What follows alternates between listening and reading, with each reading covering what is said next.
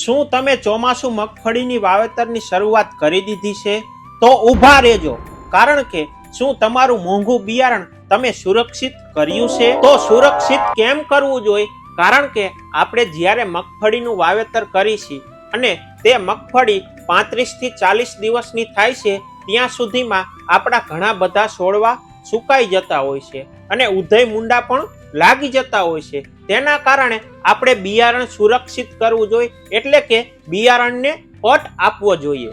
તો મગફળીને પટ મારવા માટે આજે આપણે બેસ્ટ પ્રોડક્ટ બતાવશું અને તેમાં કયા કયા ટેકનિકલ રહેલા છે અને તે ટેકનિકલ શું શું કામ કરવાના છે તેની વિસ્તારથી આ વિડીયોમાં ચર્ચા કરવાના છે. તો ખેડૂત મિત્રો, જીએસપી કંપનીનું પીસીટી 410 કરીને એક પ્રોડક્ટ આવે છે, તેમાં આપણે 3 ટેકનિકલ રહેલા છે. તો તે ટેકનિકલ કયા કયા છે?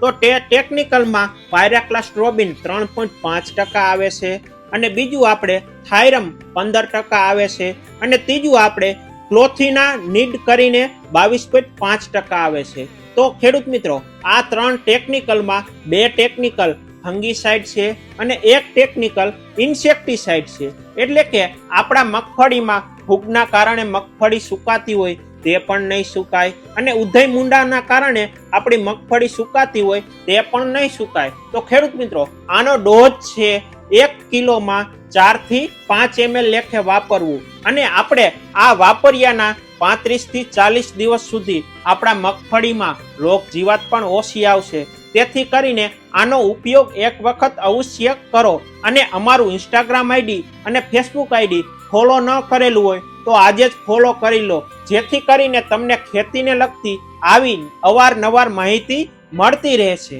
નમસ્કાર.